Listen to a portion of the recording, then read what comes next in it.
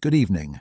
Arthur Hastings here, welcoming you once more to The Little Grey Cells. Tonight's tale? The Room with No Exit, another Hercule Poirot mystery that will test the very limits of logic and reason. Before we begin, I must convey Poirot's own appreciation, and mine, to our extraordinary audience spanning continents and time zones. New listeners, we would be most honored if you'd subscribe and share with us your location in the comments below. Some doors, Poirot once told me, are locked from the outside, and the most dangerous room is the one you do not realize you are already inside. Now then, settle into your chair, brew a proper tisane as the great detective would insist, and join me in unraveling this most curious affair. Your grey cells are about to be put to work. Chapter 1. The Wrong Note. "The windows," said Hercule Poirot, "do not open." He stood quite still in the doorway of his room and regarded them with an expression that a casual observer might have taken for mild curiosity.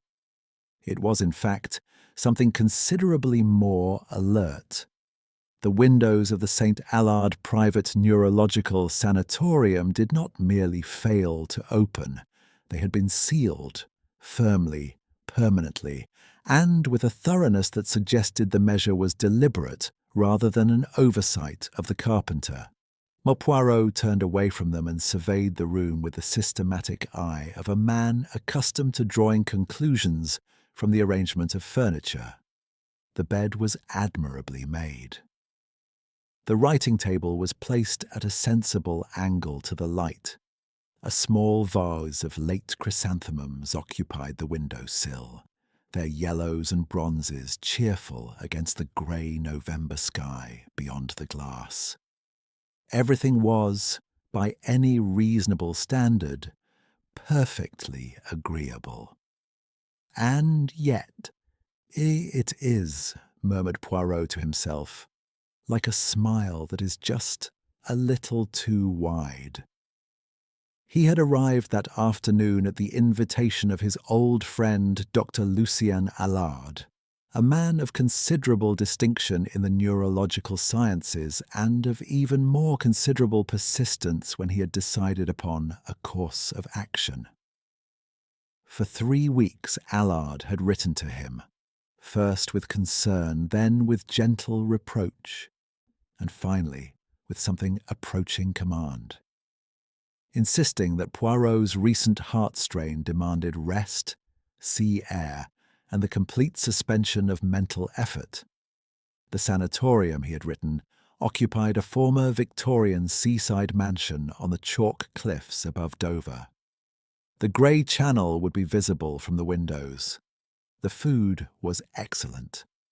The other guests were quiet, civilized people, all recuperating from various nervous afflictions. And there would be nothing whatsoever to occupy Poirot's little grey cells. Poirot had considered this last point carefully before accepting.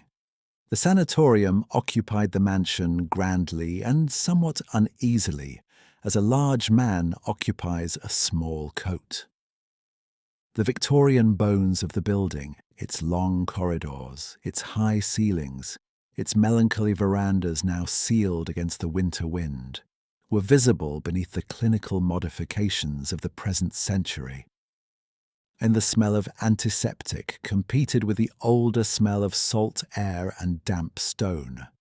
Somewhere in the walls pipes ticked and sighed.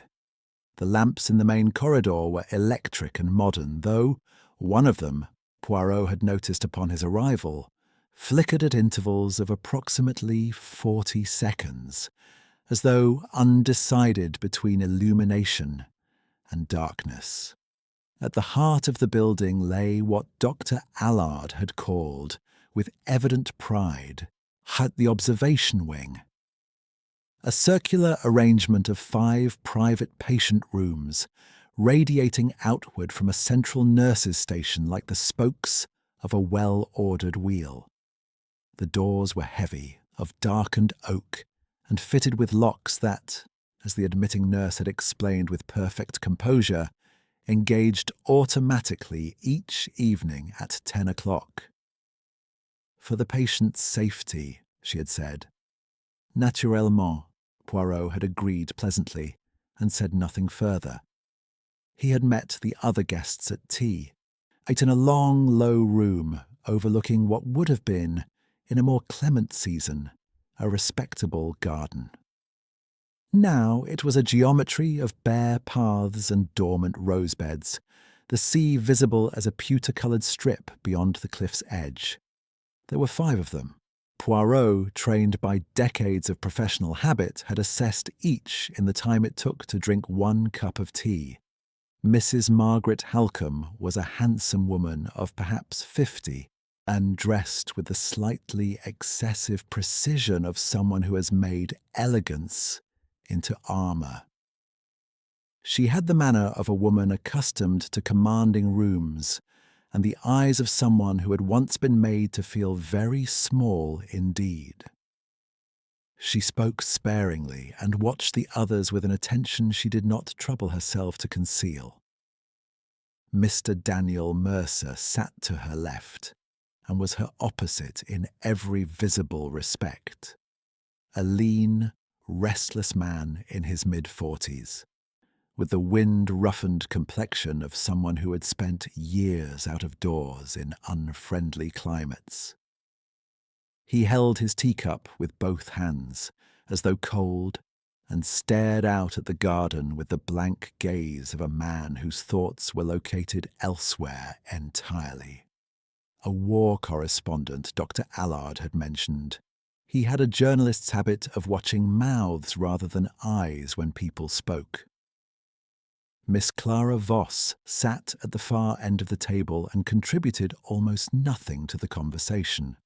She was younger than the others, 30 perhaps, or a little more. With the pianist's long-fingered hands which lay folded in her lap with a stillness that seemed effortful rather than natural. When she lifted her teacup, Poirot observed that her fingers trembled very slightly. She noticed him noticing and set the cup down again without drinking. Mr. Elias Fenwick was the oldest of the party, in a silver-haired man of 70 with a magistrate's upright posture and a magistrate's habit of regarding his fellow human beings as witnesses rather than companions. He had the comfortable authority of a man who had spent a lifetime being correct, and the faint, persistent unease of a man who had once been wrong about something that mattered. He studied the other patients with a relentless, judicial curiosity that seemed to sit quite naturally upon him, as though he had been born to it. The 5th guest was not at tea. Poirot learned later that she had kept to her room that afternoon with a headache. He would meet her at dinner. It was at dinner that Poirot first heard the wrong note. They dined in a circular room, a fine piece of Victorian symmetry, its windows giving onto the darkness above the channel. The conversation moved along its proper channels: the weather, the quality of the food, the difficulty of sleeping so close to the sound of the sea. Doctor. The Allard presided with the benign authority of a host who has arranged everything to his satisfaction. The 5th guest had appeared. Nurse Isabelle Renard, who had been introduced, somewhat ambiguously, Poirot thought, as both the night nurse of the observation wing and, on this occasion, a dinner companion. She was perhaps 35, with dark hair drawn back neatly beneath her cap, and the particular composure of a woman who has learned to be invisible in the presence of those she serves. She wore around her neck a thin silver locket which she touched once, briefly, as though reassuring herself of its presence, before taking her seat. It was Fenwick who disturbed the pleasant surface of things, as men of his type so often did. not through malice, but through the comfortable certainty that his observations were always welcome. "Strange how memory can betray us," he remarked, cutting his fish with the precision of a man who had spent 50 years being methodical. "You courts rely on it utterly, yet it is, in the end, the most unreliable witness one can call." Mercer set down his fork. "Sometimes forgetting is the only mercy," he said quietly. He was looking at the table. The silence that followed was of the particular quality that Poirot recognized.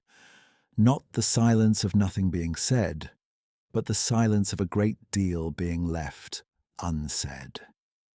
He watched over the rim of his wineglass with the alertness of a man who has spent a lifetime listening to silences. Here Miss Voss spoke, almost to herself. "Some things should never be remembered." Dr. Allard introduced the topic of the weather, but Poirot had seen it, the glance, fleeting, involuntary, almost simultaneous. All five of them, the patients and the nurse, directing their eyes for a fraction of a second toward the corridor beyond the dining room door.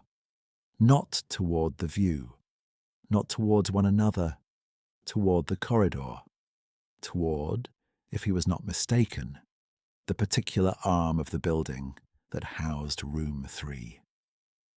Later, lying in his sealed room and listening to the channel make its ancient arguments against the cliff below, Poirot stared at the ceiling and considered what he had observed: the flicker of the corridor lamp, the faint smell of bitter almonds that had met him, quite distinctly, at the turn of the east corridor, and had not been there upon his return.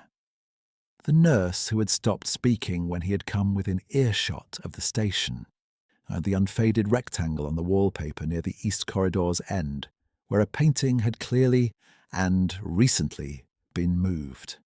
None of these things, taken individually, amounted to anything. Together they composed a chord that was not quite harmonious. "Someone here," Poirot said softly to the darkness, "is waiting for something." Somewhere down the corridor a door clicked softly, and then there was silence. Poirot did not sleep for a considerable time. Chapter 2. The Web of Quiet Things. The morning brought fog. It arrived some time before dawn and settled over the cliff with the unhurried authority of something that intended to stay. By the time Poirot appeared in the breakfast room, immaculate as always in his grey suit, his moustaches attended to with their customary devotion, the windows showed nothing beyond their own reflections. The channel had ceased to exist. The world ended at the glass. Dr. Allard was already at the table, done reading a letter with the slight frown of a man who finds his correspondence less agreeable than he had anticipated. He looked up at Poirot's entrance with an expression of welcome that was entirely genuine and, Poirot noted, tinged with something else. Relief, perhaps. The relief of a man who has been sitting alone with his thoughts and finds the interruption welcome. "You slept well, I hope?" Allard said, folding the letter. "Tolerably," said Poirot, which was not entirely untrue. He had slept, eventually. "The sea is a restless neighbour." Allard smiled. He was a tall man, spare and slightly stooped in the manner of those who have spent decades bending over desks and patients.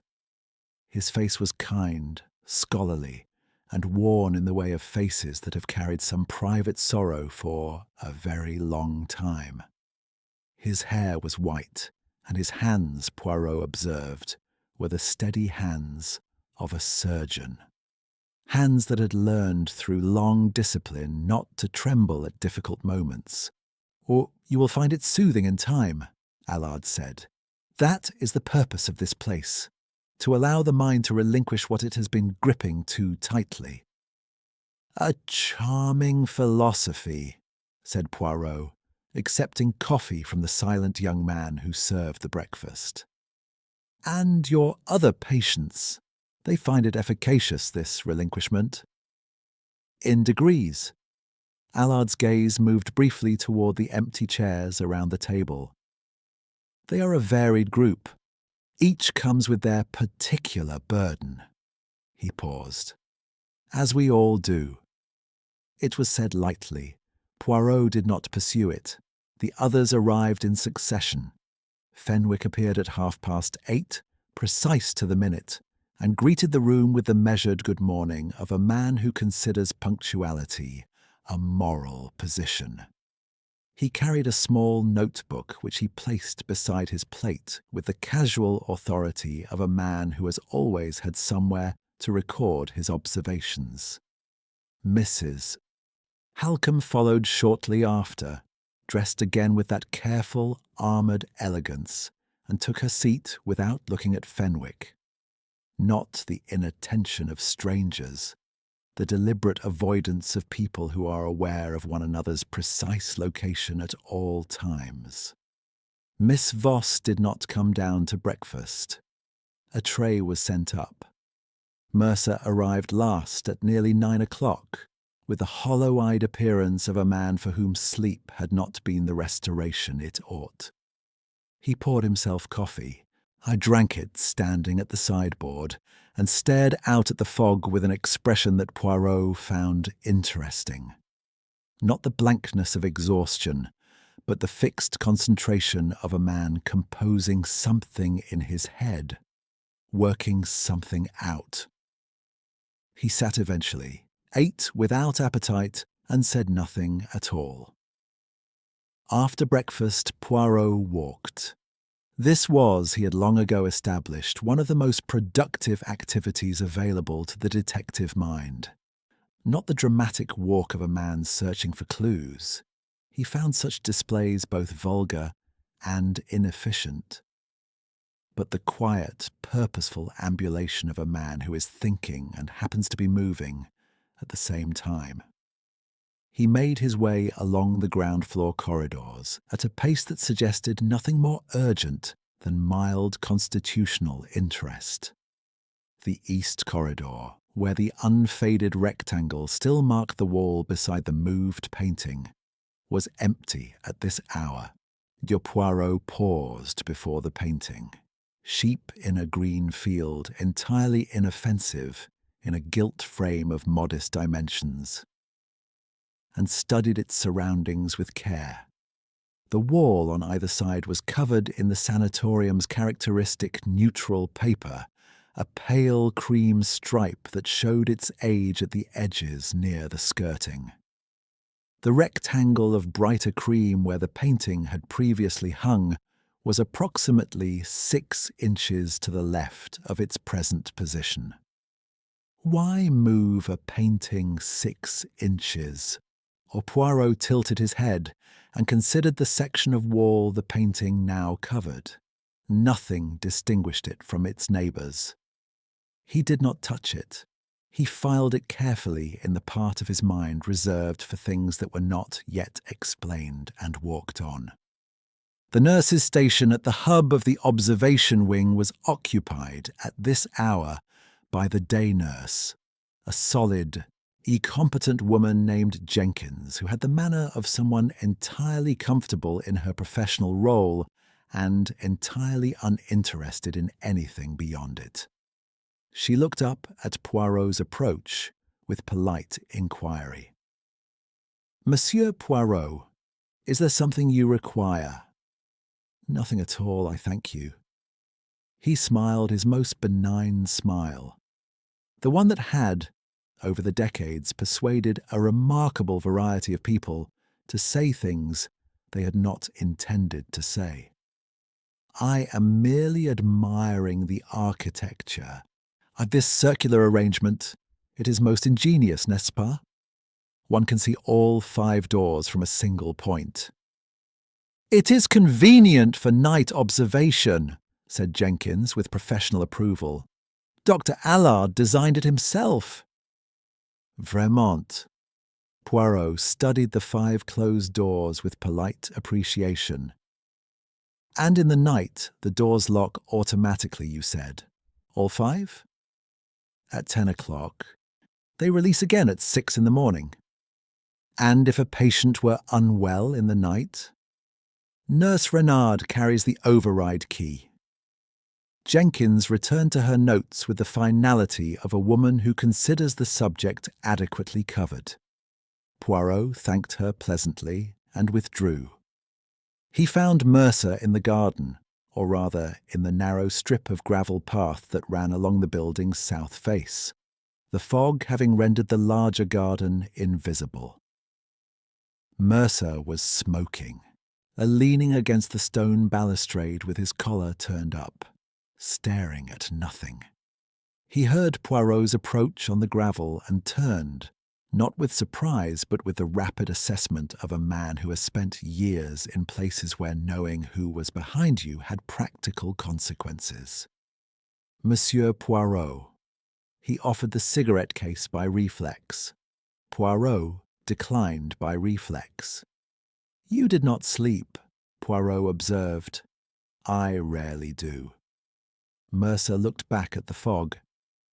Occupational damage. You spend enough years in places where the nights are not safe, and you lose the habit of trusting them. A brief pause. You were a detective. I imagine you understand the difficulty of silencing a trained attention. Perfectly, said Poirot. And then, with the gentleness of a man laying down something fragile. You have been here before, I think.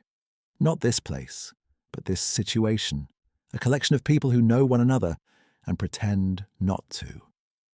The silence that followed was, in its way, more informative than any answer. Mercer drew on his cigarette and released the smoke slowly into the fog. What makes you say that? He said at last.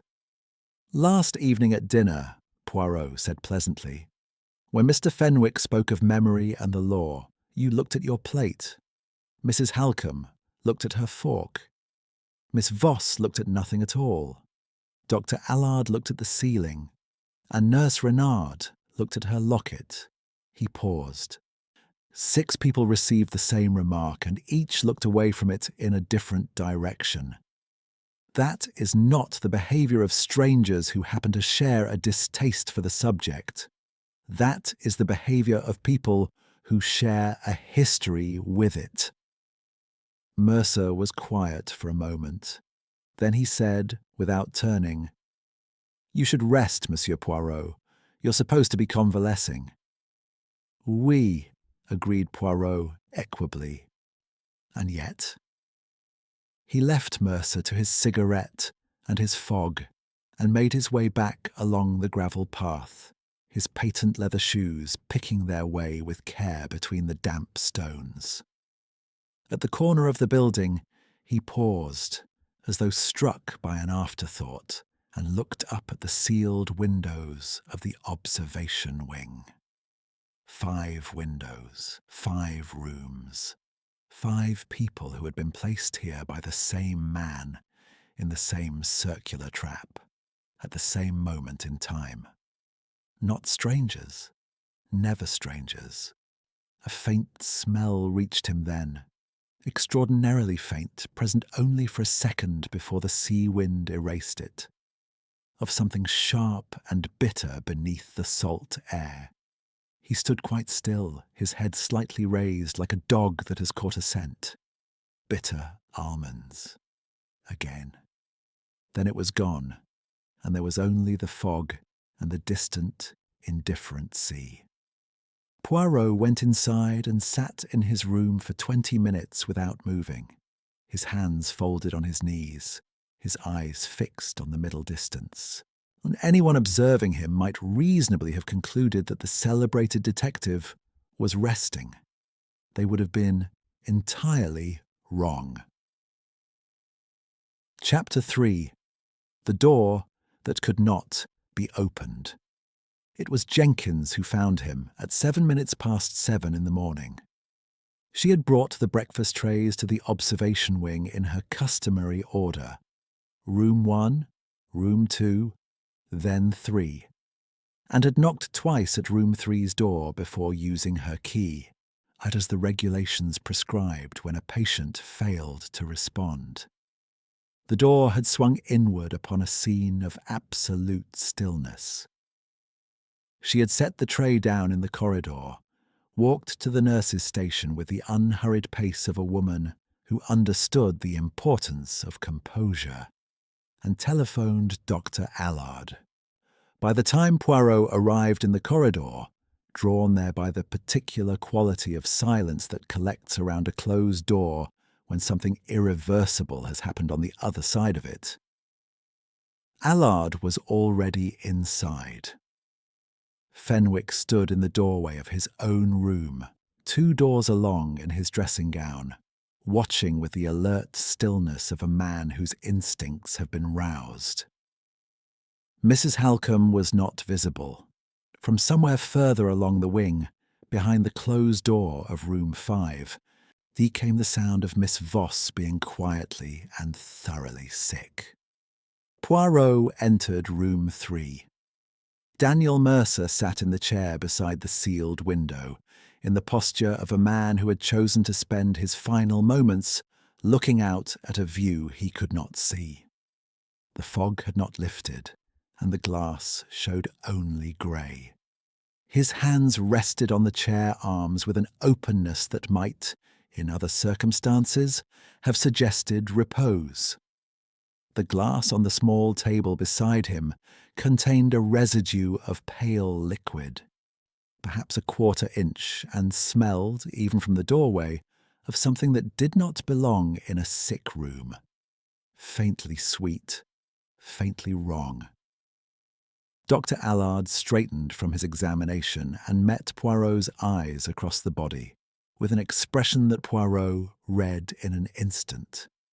Distress, certainly, but beneath it, and more troubling, something that looked very much like the distress of a man who has been expecting bad news, and finds, upon its arrival, that expectation had not prepared him at all.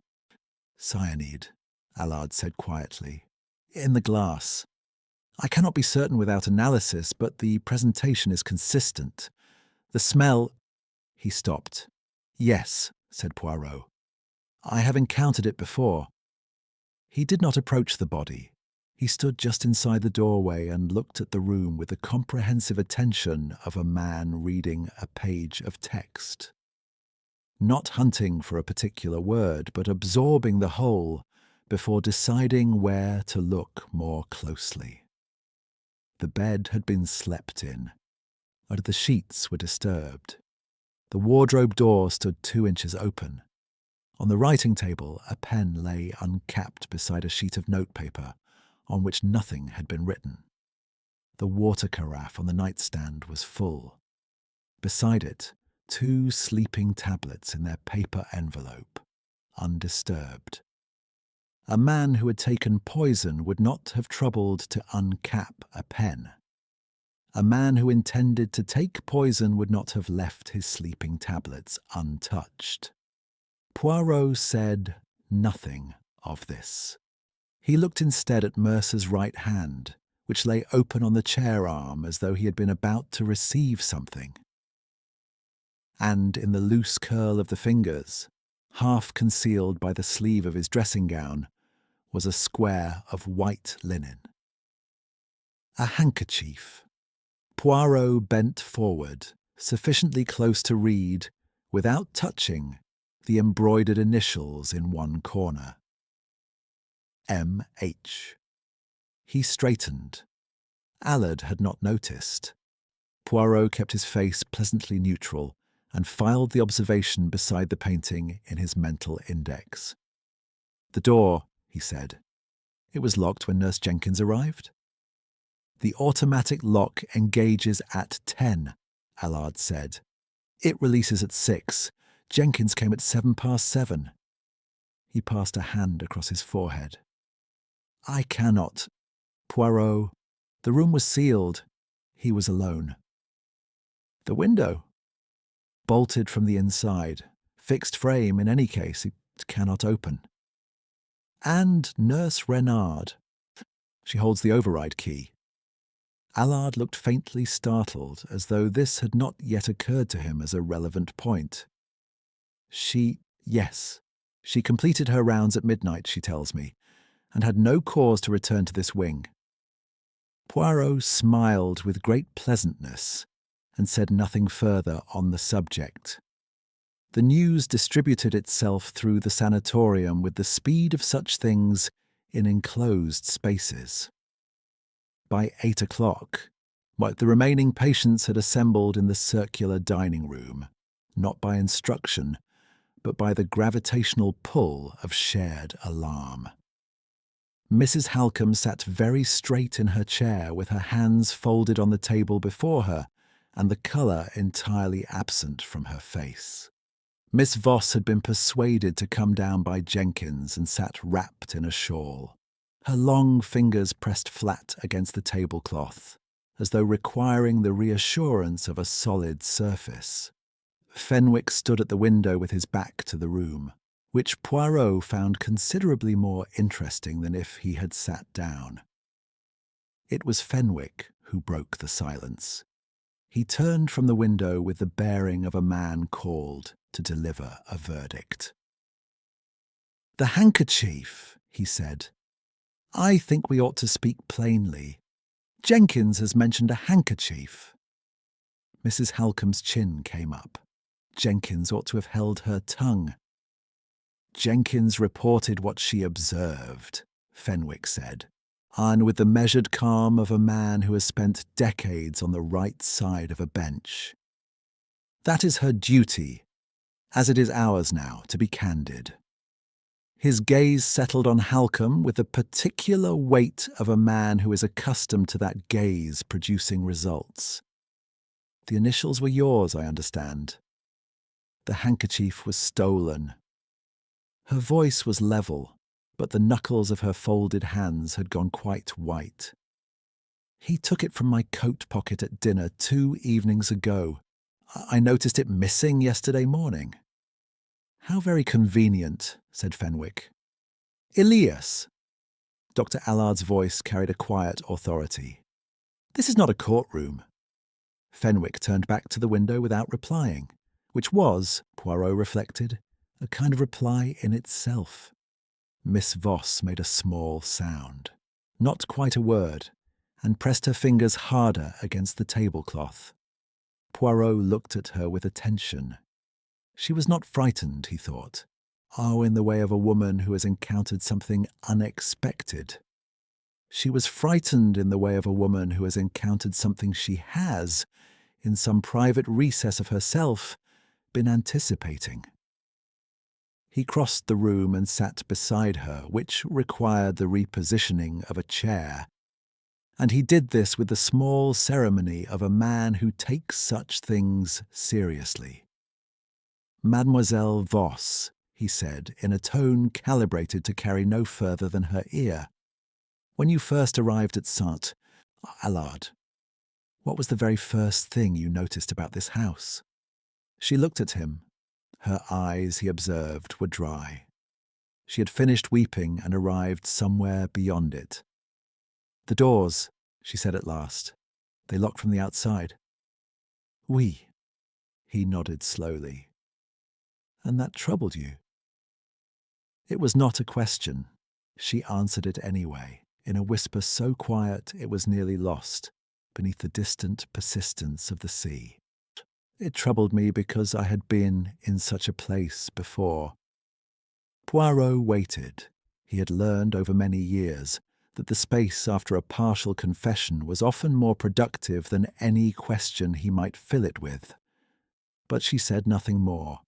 She drew the shawl more tightly around her shoulders and looked at her hands, those still, trembling hands. And whatever door had briefly opened in her expression swung quietly shut again. Across the room, but Poirot observed that Nurse Renard had appeared in the doorway. She stood there for a moment, composed, watchful, her silver locket catching the thin morning light, and surveyed the assembled company with an expression that was, to the untrained eye, one of professional concern. To Poirot's eye, it was something considerably more considered than concern. He met her gaze. She held it for precisely 2 seconds, then looked away. Outside, beyond the sealed windows, the fog pressed silently against the glass, and the sea continued its indifferent work below the cliff. And somewhere in the east corridor, Poirot knew the faint smell of bitter almonds had already begun to fade, as it always did, before anyone thought to look for it. Chapter 4. The Arithmetic of Lies. The police arrived from Dover at 10:30. A Detective Sergeant Graves, competent and weather-beaten, accompanied by a constable whose youth sat on him like a garment not yet grown into. Graves examined the room, examined the glass, examined Mercer's hands, and produced a notebook in which he wrote things down with the methodical thoroughness of a man who understands that procedure is its own form of comfort in uncomfortable circumstances. Poirot observed the examination from the corridor with the air of a disinterested guest which deceived nobody who looked at him carefully, and nobody did. Graves had heard of Hercule Poirot. He was too professional to show what he thought of finding the man here, and too human to hide it entirely. He shook Poirot's hand with the wariness of a chess player who has discovered his opponent's reputation mid-game. "I understand you're a guest, Mr. Poirot. Recuperating." "That was the intention," said Poirot pleasantly. Graves looked at him for a moment, then said, "I'd be grateful if you'd make yourself available this afternoon, in case I have questions." "But of course," said Poirot, with the gracious air of a man conferring a favour. He spent the intervening hours doing what he did best in such intervals, apparently nothing. He sat in the library, a room of modest proportions at the building's western end, smelling of old paper and the particular melancholy of books that are never read, and turned the pages of a volume on maritime history without absorbing a single word of it. His eyes moved. His expression did not. At 11:30 the door opened and Mrs. Halcombe came in. She did not see him immediately.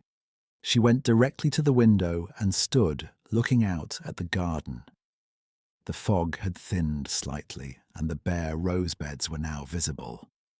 With the posture of a woman engaged in a private argument that she appeared to be losing.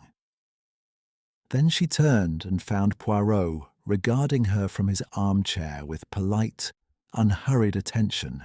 And for a moment, something moved across her face that was not quite guilt and not quite relief, but occupied the uncomfortable territory between them.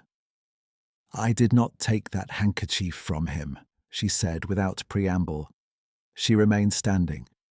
"Nor did I put it there." "I have not suggested otherwise, madame." She studied him briefly. "No, but Fenwick has." She moved to the chair opposite and sat, and not with the careful deliberation of a woman composing herself, but with the abruptness of someone who has been standing for a long time and has decided, finally, to stop. Ilias Fenwick has been suggesting things for 20 years. It is an old habit of his. Poirot set down his book. You know him from before. It was not framed as a question, and she received it as the statement it was. A silence followed, during which the distant sound of Sergeant Graves moving about in the observation wing was audible. Footsteps, a door, footsteps again. "We were both present at a trial," she said at last. A long time ago, a woman named Renard, Marie Renard, was accused of poisoning a wealthy man in whose household she worked as a cook. The evidence was partly circumstantial. I was called as a witness. Fenwick presided. She paused. The woman was convicted. And she was innocent, said Poirot. Mrs. Halcombe's eyes met his with an expression that was not surprise, but something close to exhaustion. I believe so afterwards. At the time I said what I believed to be true. Later, I was less certain. A long pause. Much later. And Daniel Mercer? He wrote about the case, extensively. He was a young journalist then, building a reputation. He wrote about Marie Renard as though her guilt were established fact, weeks before the verdict. Something hardened in her face. He was not alone in that, but he was eloquent. Poirot was quiet for a moment. Outside, a gull called once and was silent. "You said her name," he said. "Marie Renard." He allowed a brief interval. "Nurse Renard's Christian name. Do you know it?" The quality of Mrs. Halcombe's stillness altered. It was subtle. A fractional tightening, a held breath. But to Poirot it was as legible as a sentence underlined. "I have not asked her," she said. "No," said Poirot gently. "But you have wondered." She said nothing further. Poirot, exercising the professional courtesy of a man who knows when a witness has given him more than she intended, picked up his book again and returned his eyes to the page. She left 5 minutes later without another word. At 2 o'clock, Poirot walked to the kitchen. It was a large, practical room at the back of the building, smelling of the morning's breakfast and a soup presently in preparation. The cook, a broad woman named Mrs. Partridge, who regarded Poirot's arrival in her domain with a suspicion appropriate to any unfamiliar element, confirmed upon gentle inquiry that the patient's bedtime drinks were prepared at 9:30 each evening and delivered to the rooms by the night nurse before the 10 o'clock lock. "Always the same drinks?" Poirot asked. "Mr. Mercer had warm milk," Mrs. Partridge said. "Every night. Added a drop of honey from the jar on the tray. Particular about it. He was." Poirot thanked her with genuine warmth and went next to the medication room, a locked cupboard adjacent to the nurse's station, for which Jenkins held the day key and Nurse Renard the night key. Jenkins, asked about the previous evening's medication dispensing, confirmed that the records showed everything in order. Poirot studied the log with interest, asked 3 questions about the handwriting, thanked her, and withdrew. In the corridor outside, he stopped. The night log.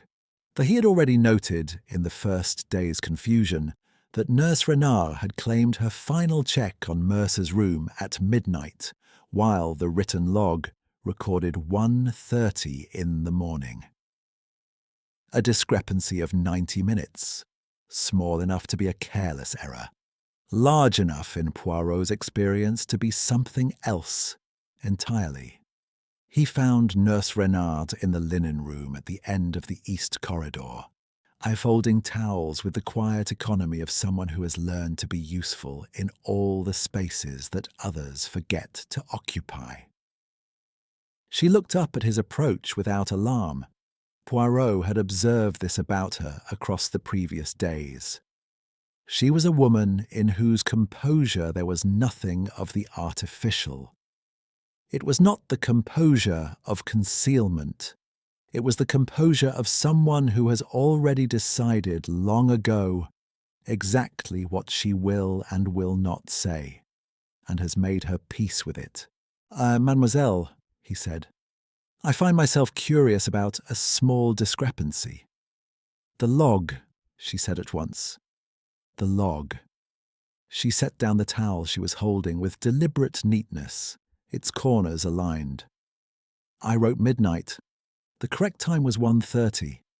I was tired and wrote the wrong hour. Her eyes were steady. It was an error.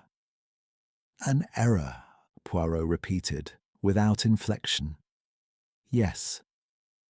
He looked at her for a moment, at the silver locket at her throat, perfectly still now, on no nervous touching, and then said, with the courteous mildness of a man making an entirely inconsequential observation, "The locket you wear.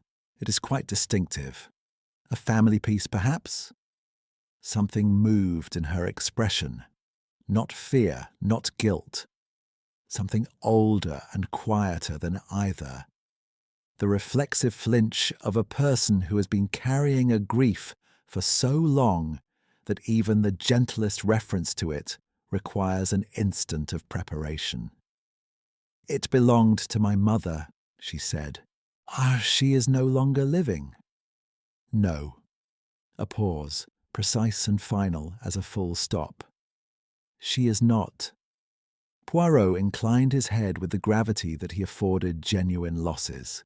He said nothing more, and she said nothing more, and the linen room was briefly occupied by a silence that contained, Poirot felt quite certain, a very great deal. He walked back along the east corridor and paused at the moved painting.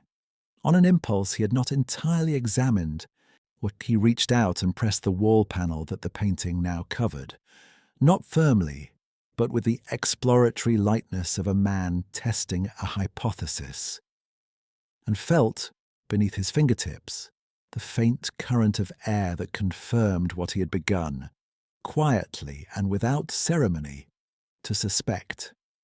Poirot lowered his hand. He straightened the painting by 3 millimeters. It had been hanging very slightly off true, and walked away. The afternoon light was failing. Somewhere in the building, and a door closed with rather more force than was strictly necessary, and then the sanatorium settled back into its watchful, antiseptic quiet. Poirot did not find it quiet at all. Chapter 6. The Hall of Mirrors. Poirot did not sleep well that night either, but for different reasons than before. On the first night, it had been unease, the professional instinct of a man who has walked into a room where something is wrong and cannot yet name the wrongness. On this night, it was the opposite problem entirely. He knew too much and too little simultaneously, which was, in his experience, the most dangerous interval in any investigation. The point at which the shape of the truth becomes visible, but its final contours remain obscured, and the temptation to fill those contours prematurely with the nearest available conjecture must be resisted with conscious effort. He rose at 6, dressed with his customary precision, and stood for 10 minutes at his sealed window, watching the channel present itself in the early light. Grey-green this morning, the fog entirely gone, a pale winter sun finding the water and discovering very little warmth in it. The cliffs of the French coast were just visible as a darker line at the horizon's edge. Poirot observed them with no particular feeling about France or distance, and thought instead about mirrors. A hall of mirrors distorts not by inventing falsehoods, but by arranging truths at angles that produce false impressions. This case, he reflected, had from the beginning presented him with 2 theories of equal apparent credibility, and the evening's accumulation of evidence had, with perverse efficiency, strengthened both of them simultaneously. Theory A arranged itself thus. Mrs. Margaret Halcombe, having testified falsely at a trial 20 years ago, and lived since in the discomfort of that knowledge, found herself confined in close quarters with Daniel Mercer. the man whose journalism had made that false conviction indelible in the public record.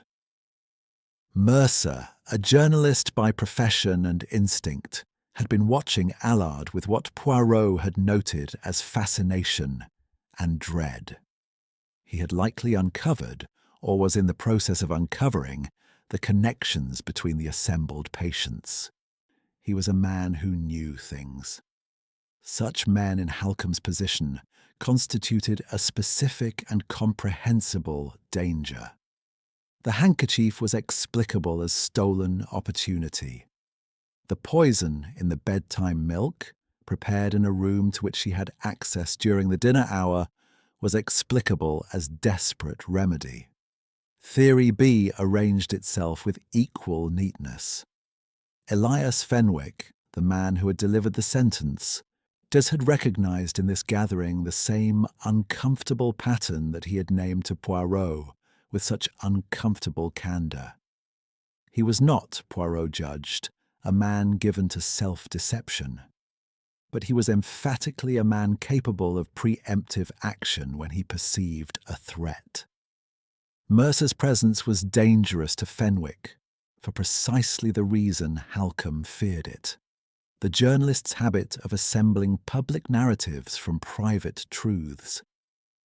If Mercer had begun to understand what this gathering represented, Fenwick's long-protected reputation, the distinguished career, the respectable retirement, the comfortable authority, stood in direct jeopardy.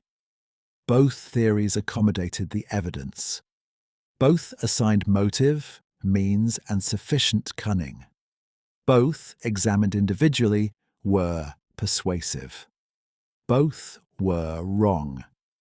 Poirot was not yet entirely certain of this, but the certainty was forming quietly and with increasing resolution, on the way ice forms on still water, not dramatically, but with a completeness that, once achieved, admits no revision. He went down to breakfast and found, for the first time since his arrival, the dining room in a state of open disorder. Mrs. Halcom was standing. Fenwick was standing.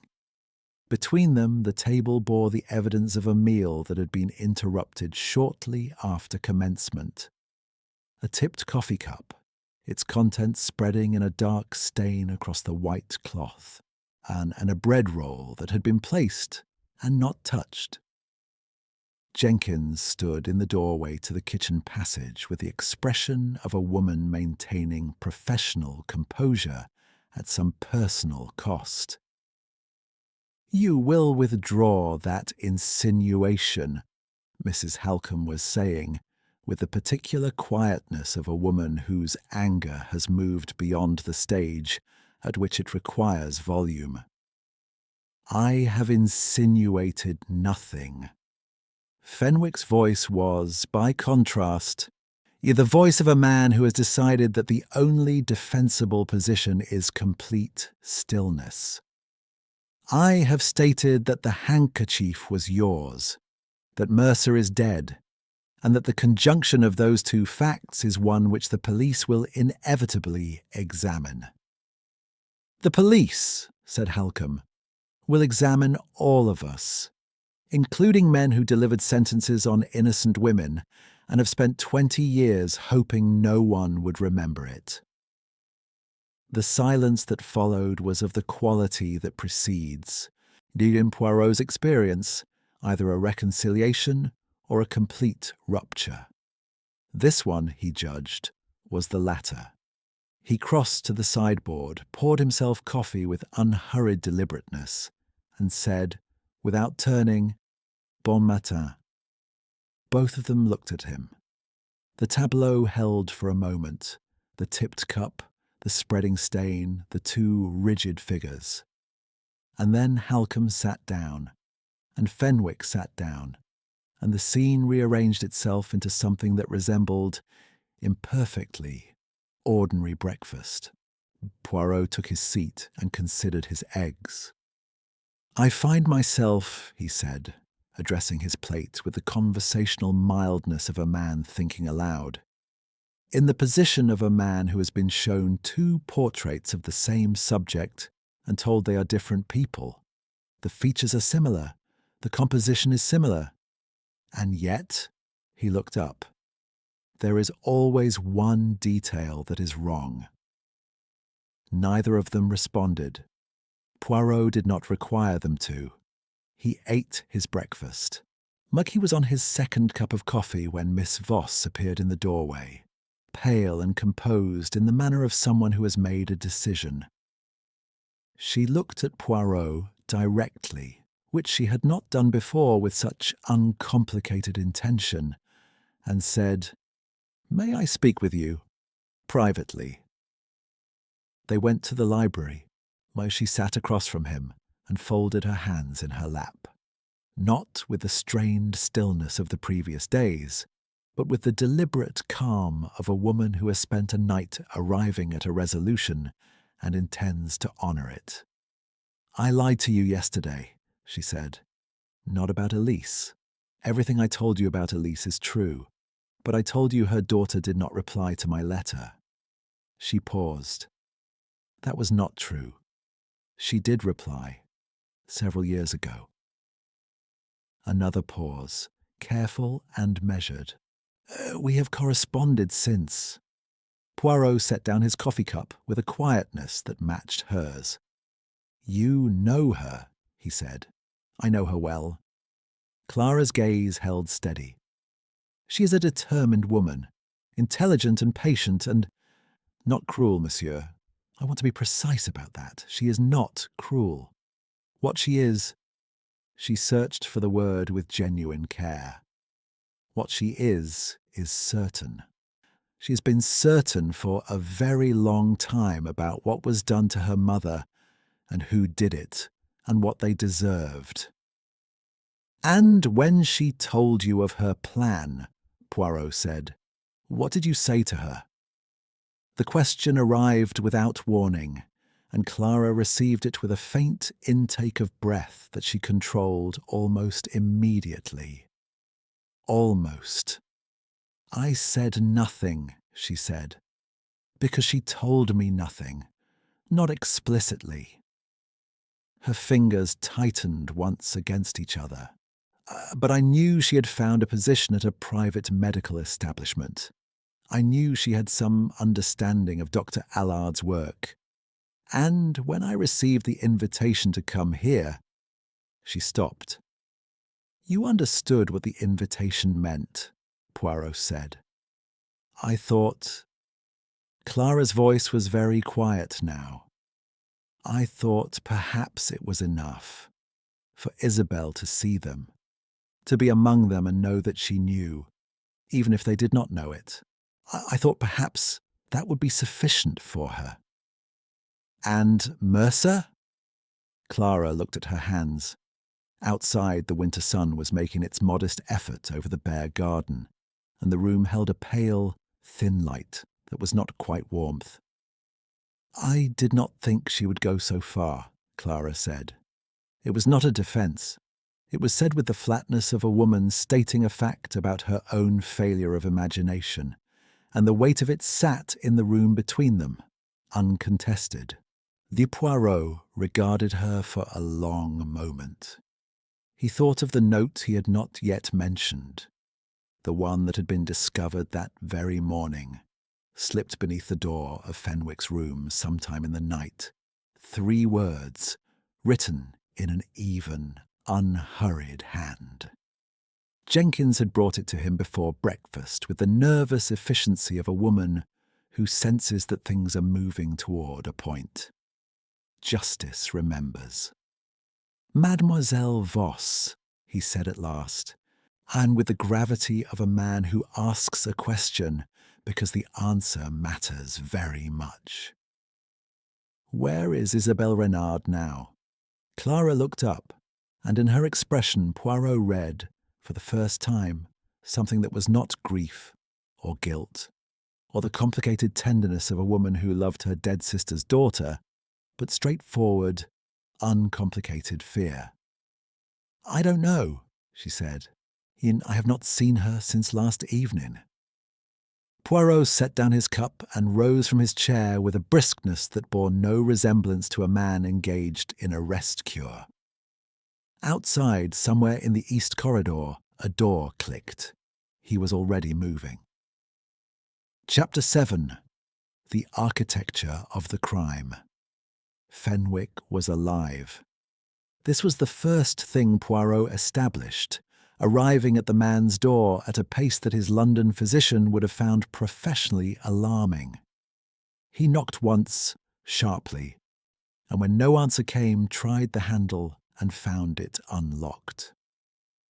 The room beyond was in the grey morning light, and Fenwick lay on his bed in his dressing gown with the stillness of a man deeply, heavily unconscious. His breathing audible, laboured, but present. On the pillow beside his head, precisely placed, lay a folded sheet of notepaper. Poirot did not touch it. He crossed to the bed, satisfied himself by observation and the quick, yet practised assessment of a man who has attended more scenes of this variety than he would have chosen that Fenwick was not dying. Drugged, certainly, and with something that would require medical attention, but not cyanide, not the locked room finality that had been visited upon Mercer. This was a different message, a warning rather than an execution, a demonstration of capability rather than its full deployment. He went to the door and called for Jenkins with a voice that carried precisely as far as necessary, and no further. While Jenkins telephoned for the Dover doctor, and Dr. Allard came at a run from his office with the expression of a man whose careful world is coming apart at a speed he cannot match. Poirot stood in the corridor outside Fenwick's room and looked at the east wing with new eyes. While he had been looking at the ventilation panel for 2 days with the comfortable certainty of a man who has identified the mechanism of the crime. The panel behind the moved painting. Barely large enough for a thin tube, he had assessed, sufficient to introduce a compound into room 3 across the wall that separated it from the nurse's station, had seemed to him the definitive physical answer to the locked room question. Mercer had been poisoned through the wall before the 10 o'clock lock engaged. The sealed room, the locked door, the sealed window. All irrelevant theatre, arranged after the fact by a woman who understood the architecture of the building, because she had been living in it for months and had, in all probability, assisted in its clinical modification. What he had not yet fully examined was the larger question that the panel implied. He walked to the nurse's station now, in the early morning quiet, and stood at its hub and looked outward at the 5 doors. Jenkins was in Fenwick's room. Allard was in Fenwick's room. The corridor was empty. Poirot moved behind the nurse's station counter with the unhurried permission of a man who has decided that certain proprieties must yield to necessity, and examined the console of monitoring equipment. The soft electric apparatus whose faint buzz he had noted on the first evening, with methodical attention. 5 indicator panels, 1 for each room. Each one capable, he saw now, of displaying not merely the monitoring data that its medical purpose required, but, if correctly adjusted, the ventilation controls for the individual rooms. It was a system designed, in its original conception, for precisely the therapeutic atmospheric regulation that Dr. Allard had no doubt described to his investors in terms of pioneering neurological care. It was also, and in the hands of a woman who had spent months learning its operation, a system that could control the air supply to each room individually. Poirot stood very still. Not a tube through the wall, not the crude physical apparatus he had imagined. Something cleaner, more considered, and considerably more terrible. a compound introduced through the ventilation itself. Iron concentrations sufficiently precise that a man breathing the air of his own locked room would absorb a fatal dose over the course of an hour and be found in the morning in the undisturbed posture of a man who had sat down to look at a view and had not got up again. The uncapped pen, the untouched sleeping tablets, the open hands. A man who had no warning, no pain sufficient to alert him. Simply a gradual, invisible diminishment, and then nothing. Poirot pressed both hands flat on the counter and looked at them for a moment. He thought about the bitter almonds, detectable at the turn of the east corridor on 2 separate occasions, gone within minutes each time. He thought about the ventilation panel behind the painting, which he had identified correctly as a physical connection between the nurse's station and room 3, but had misread as the instrument when it was in fact merely the access point for adjustment. He thought about Nurse Renard's composed denial of any error in her midnight log entry, and understood now that it was not composed because she was lying about the time.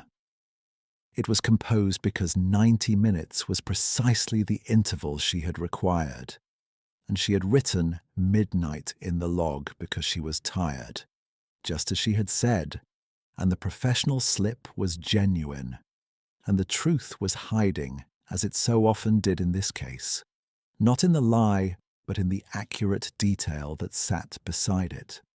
He thought, most particularly, about Dr. Alard, the founder, the man who had designed the observation wing with its circular perfection and its nurse's station at the hub, the man who had selected each patient personally, the man who had invited Hercule Poirot to come and rest his overactive little grey cells in this sealed and watchful place, and who had greeted him on the first morning with the relief of a man grateful for the interruption of solitary thoughts. Had Alard known? Had he assembled this particular group with awareness of what the assembly implied? Or had he been, as the outline of the case increasingly suggested, the most culpable of the innocent parties, a man who had, through negligence rather than malice, helped convict a woman he had not examined carefully enough, and who had then, 20 years later, been expertly manoeuvred by the woman's daughter into providing the very instrument of her reckoning? Poirot suspected the latter. He suspected it with the specific quality of certainty that came not from evidence, but from character, and he trusted that quality absolutely. Allard's distress on the morning of Mercer's death had been real. The relief of a guilty man unexpectedly reprieved wore a different face entirely. He left the nurse's station and went to find Dr. Alard. He found him in the corridor outside Fenwick's room and talking quietly to Jenkins in the manner of a man issuing medical instructions while thinking about something else. When Jenkins withdrew, Poirot approached and said, without preliminary, "The ventilation system. Tell me when it was installed." Allard looked at him with the slightly unfocused attention of a man pulled from deep preoccupation. 3 years ago, as part of the wing's renovation. It was Poirot. Fenwick has been drugged. He'll need... He will recover, Poirot said. Jenkins has it in hand. The ventilation system. Who oversaw the installation? Allard blinked. The technical specifications were handled by the nursing staff. The senior nurse at the time managed the contractors. He paused. She left 6 months later. Nurse Renard came with excellent references from a clinic in Normandy. Another pause, longer, during which Poirot watched the understanding assemble itself in Allard's face with the dreadful slowness of a man who does not wish to arrive at the destination his own reasoning is directing him toward. My God! The references, Poirot said. Did you verify them personally? The silence that followed was its own answer. Poirot nodded once. She had been planning this for some time, he said. He kept his voice level, because the situation required levelness, and he was, in such moments, entirely reliable. The nursing position was not opportunism. The renovation was not coincidence. The gathering of patients was almost not your doing at all, mon ami. She selected them. She knew your research interests, your clinical focus. She guided the referrals. Allard put one hand against the wall. He was a man in his 60s encountering, in the space of 48 hours, both the dimensions of his own historical failing and the revelation that the consequence of that failing had been conducting itself at arm's length from him for 3 years. Where is she? Allard said. It was, Poirot reflected, the correct question. It was the question that mattered above all others, and it was the question to which, at this precise moment, he did not have a satisfactory answer. That, he said, is what we must now determine. He turned from Allard and walked with purpose towards the east corridor.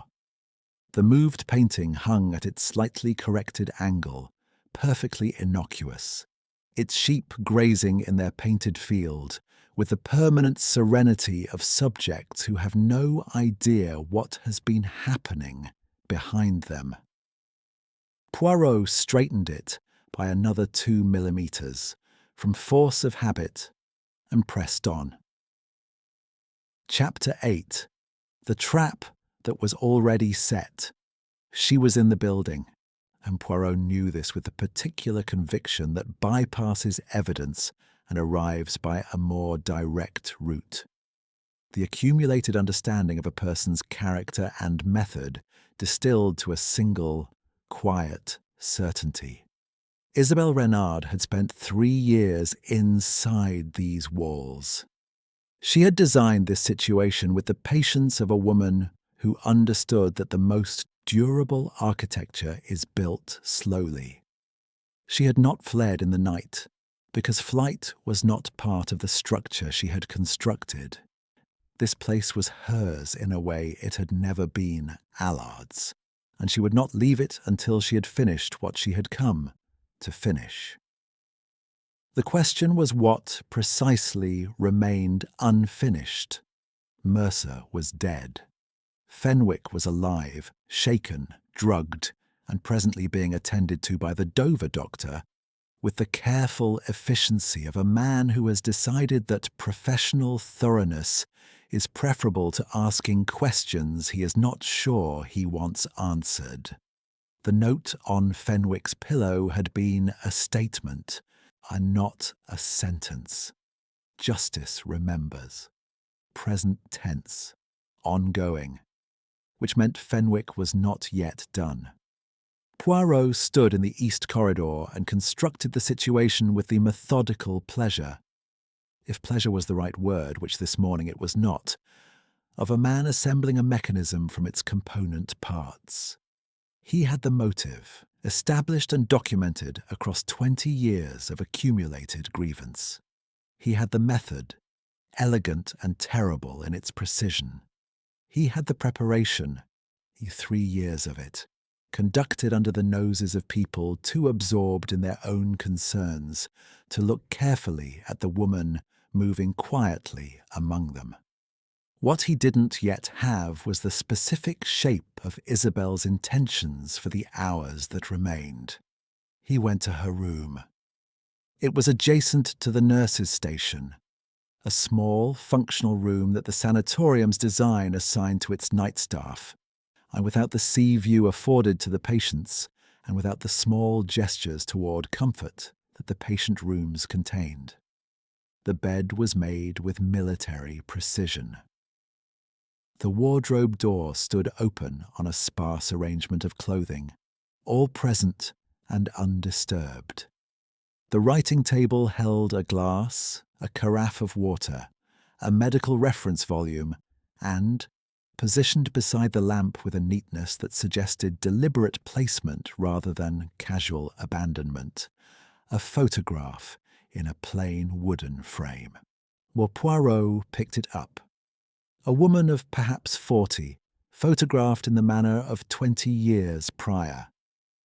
The slightly formal posture of someone unaccustomed to being photographed, looking not at the camera, but slightly past it, with the expression of a person thinking about something else entirely.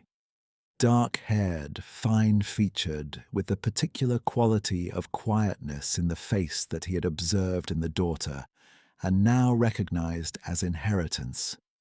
Beside her, always standing close in the way of a child who has not yet learned to perform separateness, a girl of perhaps 6 or 7 with her mother's eyes, and her mother's expression of looking slightly past the immediate scene towards something further away. Marie and Isabelle Renard, 1911 or thereabouts, the year before the trial. Poirot set the photograph down with care, returned it to its precise position, and stood for a moment in the small room that smelled of soap and the faint mineral sharpness of the sea, and thought about what it meant to be 6 years old when your mother was taken away, and 14 when she did not come back. He had set a trap. He had said this to himself yesterday evening, when the outline of his plan had first presented itself as the correct response to the situation, and he had spent the intervening hours testing it for weaknesses, because a trap that contains a weakness is worse than no trap at all. It was simple in conception. He would move the painting in the east corridor. Not far, merely enough to expose the ventilation panel access point, conspicuously, in a way that said, "I know what this is. I know how it was used. And I am waiting." The painting had been in its new position since 5:30 that morning.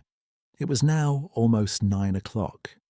He returned to the east corridor and stood at the corridor's end, high near the library door, in the posture of a man who is not waiting for anything in particular, and merely happens to be standing in this location.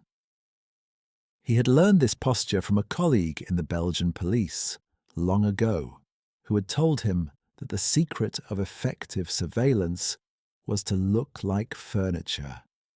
At 9:17 he heard her. Not footsteps. She moved too quietly for footsteps.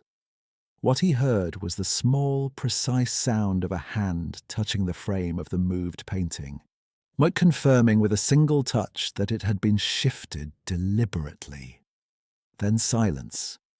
Then, from around the corridor's curve, Nurse Isabelle Renard appeared, walking at her customary unhurried pace, wearing her uniform with its usual neatness, the silver locket at her throat catching the corridor light.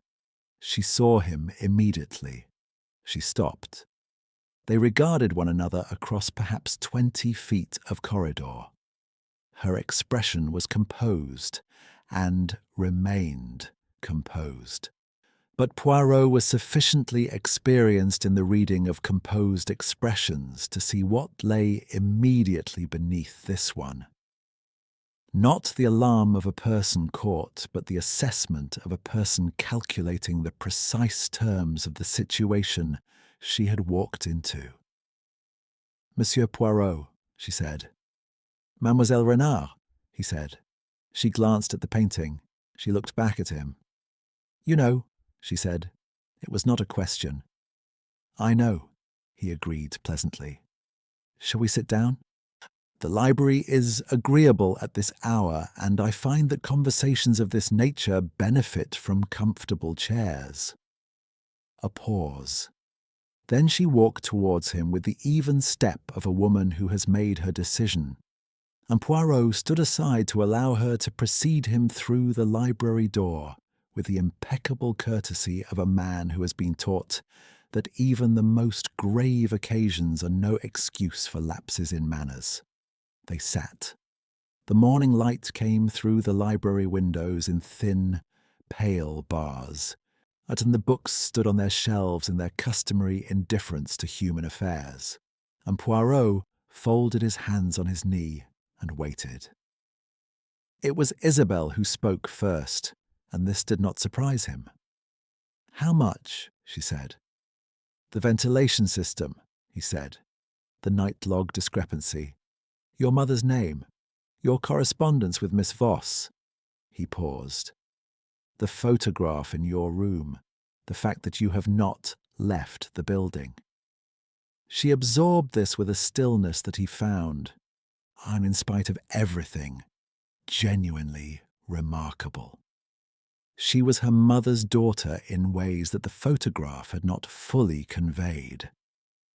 There was in her face that same quality of looking slightly past the immediate, as though the present scene were a transparency and behind it something more permanent and more real was always visible.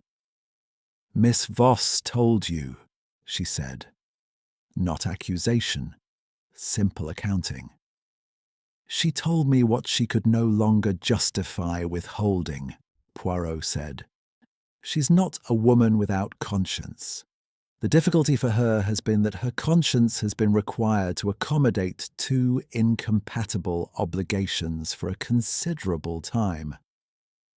Isabel was quiet for a moment. "She loved my mother." "Oui, that was evident in everything she said." A pause. "As you did." Something moved across Isabel's face at this, quick, involuntary, and gone in an instant, like a light behind a closed shutter. She looked at her hands in her lap. The silver locket was still. "What happens now?" she said. "Now," said Poirot, "you will tell me what you intend for Fenwick, and I will listen, and then we will discuss what is possible and what is not, and the difference between justice and its imitation." He met her eyes. "I am not your enemy, mademoiselle. I am not their protector. I am simply a man who has been in this particular corridor long enough to know that the doors at the end of it do not open in the direction one hopes."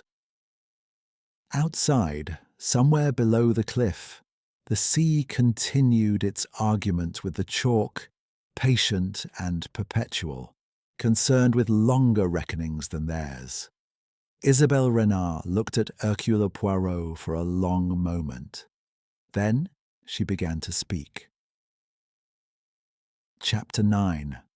All masks removed. She had been 8 years old, not 6, and this was the first correction she made, quietly and without apology, as though the factual record mattered to her above all else. Miss Voss had misremembered, or perhaps had never known precisely. Isabel had been 8 when the police came to the house in Berkshire, and she had been standing on the stairs in her nightgown, and she had watched her mother put on her coat with the careful deliberateness of a woman who understood that composure, in that moment, was the only gift she could leave with her daughter. "She told me to go back to bed," Isabel said. "She said she would return in the morning. She believed it, I think. She had done nothing wrong, and she believed that this would be apparent to anyone who examined the matter carefully." Poirot said nothing. He had learned to receive certain kinds of testimony in silence. "She did not return in the morning," Isabel said, "or in any other morning that I was present for." She spoke without theatricality. This, Poirot found, was more affecting than any display of emotion would have been. The flat, precise recitation of a person who has told this story to herself so many times that its contours have worn smooth, though its weight has not diminished. She had been sent to cousins in Normandy. The cousins were kind in the efficient, impersonal way of people discharging an obligation. She had grown up bilingual and self-contained, and she had trained as a nurse because nursing required both precision and the ability to remain composed in the presence of suffering. And these were qualities she possessed in abundance and had not chosen to acquire. She had begun looking for them 12 years ago. Not with any immediate plan. She had wanted, first, simply to know, to assemble the record of what had been done and, by whom, with the completeness that the original proceedings had conspicuously lacked. She had obtained the trial transcripts. She had read Mercer's articles, which still existed in the archives of 2 London newspapers, their confident and careless certainty as crisp as the day they were printed. She had found Fenwick in his comfortable retirement in Hampshire, and Halcombe in her Kensington house, and Allard in his growing reputation and his new clinical enterprise on the Dover cliffs, and she had sat with what she had found for a long time before she decided what to do with it. "I want you to understand," she said, "that I did not begin with murder." Poirot regarded her. "What did you begin with?" "Exposure." The word was simple and entirely meant. "I wanted them to know that I knew. I wanted to place them in a room together and make them sit with what they had done to one another, what they had done through her, and feel it, the way she felt it, the way I felt it." A pause. "I thought that might be enough." And then? Her gaze moved briefly to the window before returning to him. "And then I came to know them, working among them for 3 years, observing how they lived with it. Fenwick, who had refined his role to a procedural abstraction so thoroughly that he could discuss the unreliability of courtroom memory over a dinner table without his hand trembling. Halcombe, who had replaced her guilt with indignation at being made to feel it. Allard, who had simply... She paused, and something in her expression shifted. Allard had simply not thought about it at all. For 20 years, he had been too busy building things. And Mercer, she said carefully, was the only one who had thought about it. He had a file. I found it in his room in the 2nd month when he was at breakfast. He had been carrying it for years. Cuttings, notes, the trial transcript with passages marked. He was a man living with what he had done in print and unable to undo it and unable to stop looking at it. She was quiet for a moment. I almost stopped when I found that file. The library held its silence. Beyond the door, the sanatorium had resumed its cautious daily rhythms, footsteps, a distant voice, the soft percussion of Jenkins about her work. "Almost," said Poirot. "He would have written about it eventually," Isabel said. "Another article, a retrospective. He had the notes for one. He would have made it about himself, his investigation, his discovery, his belated conscience. And my mother would have been a detail in it." The composure in her voice had not cracked, but it had thinned. The way ice thins over moving water. She was always a detail. In everyone's version, she was always a detail. Poirot looked at her for a long moment. He thought about a woman putting on her coat in the early morning, composing her face for her daughter's benefit, believing in the machinery of justice with the faith of a person who has never had reason to distrust it. He thought about the 8-year-old on the stairs. He thought about 12 years of meticulous, patient research. He thought about Mercer sitting in the chair by the sealed window in the posture of a man at rest, his open hands and the handkerchief he had placed there himself. Not an accusation, as everyone had immediately assumed, but the last act of a man who wished, in the only gesture left available to him, to say that he had not forgotten whose name was on it. "The handkerchief," Poirot said. "Mercer placed it there himself." Something in Isabel's expression told him he had arrived correctly. He knew, Poirot said. It was not quite a question. He worked it out in the last 2 days. He came to my room the evening before his death and told me what he had understood. She looked at her hands.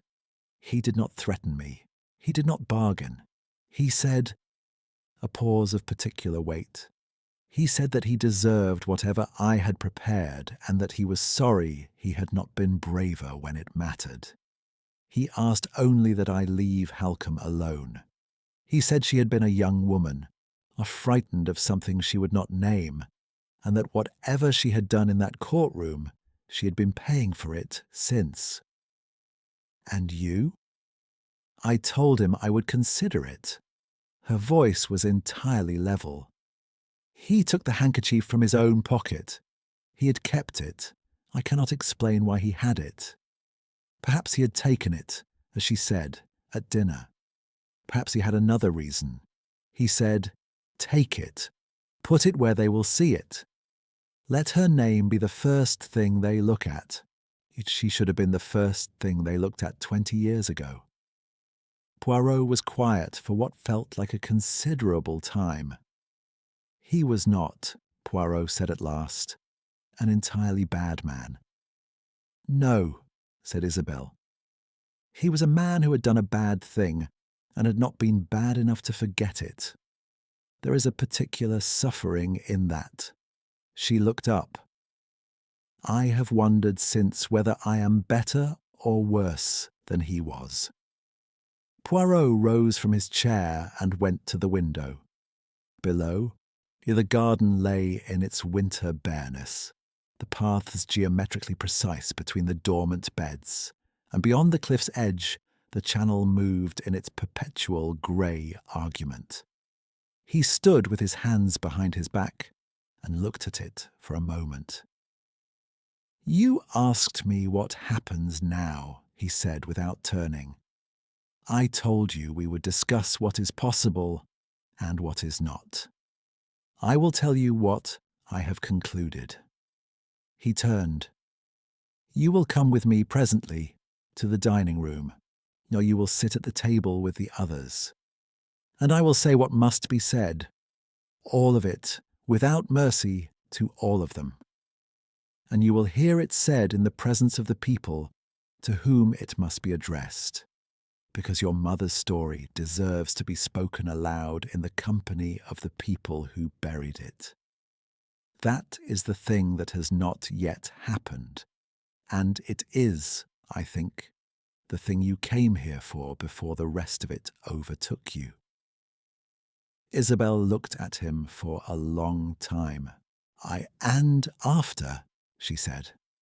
Poirot's expression was the expression of a man who knows the answer to a question and has not yet decided how much of it to give.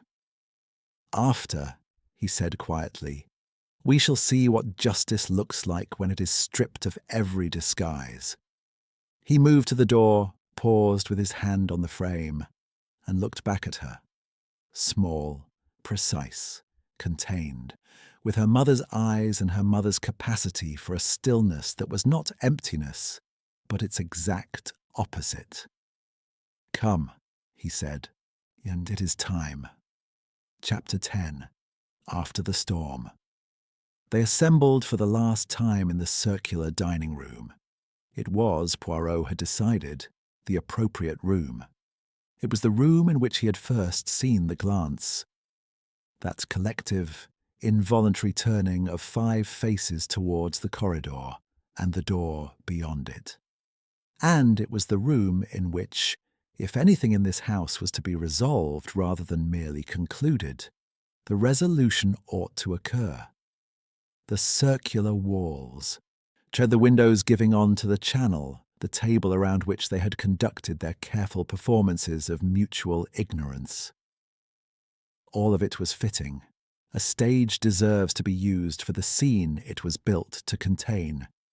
They came without being told the purpose, which told Poirot something about each of them. Mrs. Halcombe arrived first and sat at her habitual place with her hands folded and her face composed into the watchful stillness of a woman who has been expecting a reckoning long enough that its arrival produces something closer to relief than dread. Dr. Allard came next, moving with the careful deliberateness of a man navigating unfamiliar ground. Miss Voss sat beside the window and looked at no one.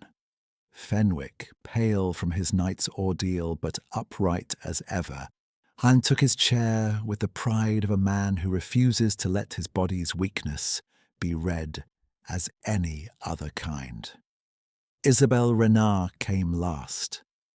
She sat at the nurse's customary place near the door and set her hands flat on the table before her, and the silver locket lay still at her throat, and she looked at the centre of the table rather than at any of the faces turned with varying degrees of concealment toward her. Poirot stood. He did not begin with an accusation. He began, as he had told Isabelle he would, with a story. There was a woman, he said, who worked as a cook in a respectable house in Berkshire in the autumn of 1911. She was quiet, capable and conscientious, and she was fond of her employer in the uncomplicated way of a person who is good at her work and finds satisfaction in the doing of it. Her employer died. The cause was arsenic. The cook was the most convenient explanation, and convenience, in the machinery of justice, it carries a weight that is not always acknowledged in the proceedings. He paused. No one spoke. Outside, the sea was calm this morning, a flat pewter expanse without the previous day's restlessness, as though it too had arrived at some resolution. She was tried, Poirot continued. She was convicted on the testimony of 4 people. A doctor who examined the body with insufficient care because he had an engagement that evening, and the matter seemed to him adequately clear. A journalist who wrote about her guilt in 3 newspapers before the jury retired, because the story was clean and the alternative was complicated and clean. Stories sell. A woman who was present at certain events in that household and who said, in court, less than she knew, because what she fully knew was dangerous to someone whose danger she feared more than she feared God or her own conscience. He looked at Halcombe. Her chin came up, and her eyes did not move from his. And a judge who delivered a sentence of 15 years to a woman he had examined for 11 minutes and considered adequately understood. Fenwick sat very still. She died in prison in 1919, Poirot said. She had a daughter of 8 when she was taken away. The daughter was sent to relatives in Normandy. She grew up. She trained as a nurse. She spent 12 years assembling the record of what had been done. And then she came here. The room held the story in silence. Poirot looked at each face in turn. Halcombe's rigid composure, Allard's grey devastation, Voss's eyes fixed on the table, Fenwick's judicial stillness. And he let the silence do what no further words could do, which was to make the story real in the room where the people who had made it were sitting. Then he looked at Isabelle. Mademoiselle Renard, he said, not unkindly, built this room, not the walls and the ceiling. Those were Dr. Allard's work, and he built them in good faith for purposes that were genuine. But the room, as it has existed this week, the gathering of these particular people in this particular place at this particular time, that room was hers. She occupied this institution for 3 years. She managed the renovation of the ventilation system. She guided referrals. She arranged what appeared to be a coincidence and was in fact the most patient and deliberate piece of stagecraft I've encountered in a considerable career. He turned to Alard. She used your sanatorium, mon ami, but she used it because you gave her the instrument, not through malice, through a negligence that you will carry for the rest of your life, and that I will not insult you by pretending is a light thing. Alard pressed his lips together and nodded once, or the nod of a man accepting a verdict he cannot contest. Daniel Mercer, Poirot continued, died by the introduction of a cyanide compound through the room's ventilation supply, controlled from the nurse's station, between the hours of 11 and 1 on the night of his arrival in this wing.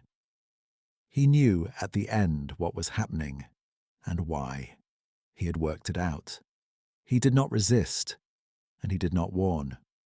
He placed a handkerchief in his own hand as his last coherent act. A handkerchief that bore Mrs. Halcombe's initials, which he had taken from her coat at dinner, and which he left as the only testimony he was still capable of offering. Not an accusation, a direction. He wished to ensure that her name would be examined before anything else. He paused. It was, in its fashion, the most responsible act of his professional life. Mrs. Halcombe looked down at the table for the first time. Or she looked down, and she remained looking down, and Poirot allowed her that. Mr. Fenwick was drugged, not fatally, as a demonstration that the same method remained available. The note was not a threat of immediate action. It was a statement of fact.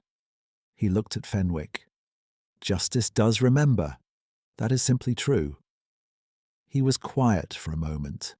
Then he said, I have one further thing to say, and it is addressed to all of you equally, and it is this. He moved to the window and looked out at the flat grey water, and then turned back with the particular stillness of a man who has weighed something very carefully and arrived at the weight of it. What was done to Marie Renard cannot be undone. There is no verdict that reverses 1919. There is no testimony now that gives her back her years, or her daughter's years, or the life that was taken from her by a combination of carelessness, cowardice, and the comfortable human preference for convenient conclusions. I understand the impulse that brought you here, mademoiselle. He looked at Isabel. I understand it entirely. What I cannot permit is its continuation, not because these people do not deserve to answer for what they did. They do.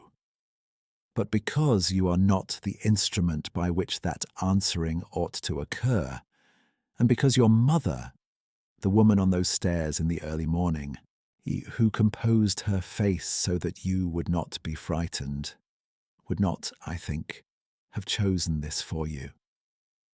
Isabel looked at him. Her expression was the expression of a woman who has heard something she does not wish to examine too closely because she suspects it is true.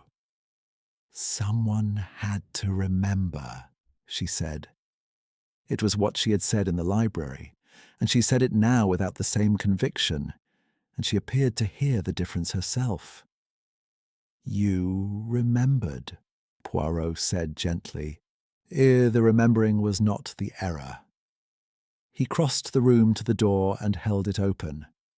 The police will be here within the hour. Sergeant Graves is a thorough man.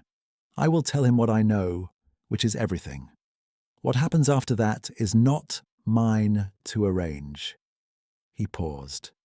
"It is not yours either. That is the part you have not yet made your peace with. But I think, in time, you will." Isabel looked at him for a long moment. Then she looked at the others. Halcombe, Fenwick, Allard, and Voss, each in turn, with the level, memorizing attention of someone recording something for the last time.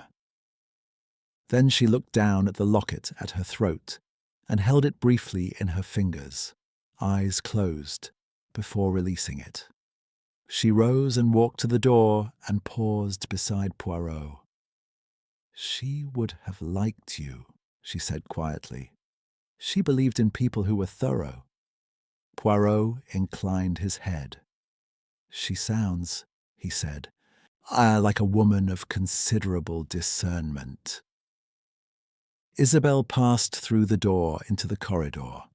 Poirot remained a moment longer in the circular room. He looked at the 5 chairs, the winter sea beyond the glass, the pastoral paintings on the walls. Sheep in their placid fields, boats on their painted water, a world arranged for the comfort of people who preferred their surroundings not to mean anything.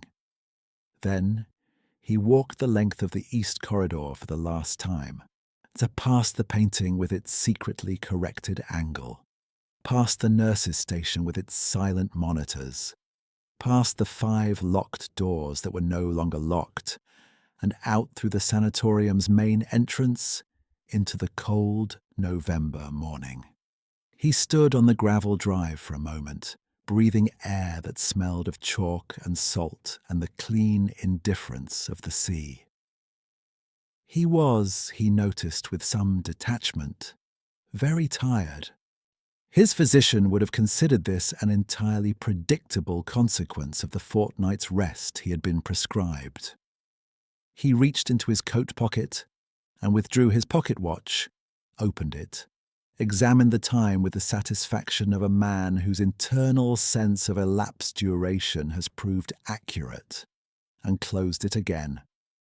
Behind him, the sanatorium stood in its Victorian solidity against the grey sky, its sealed windows looking out at the water, in its circular corridors containing in their geometry everything that had occurred and everything that remained to be accounted for.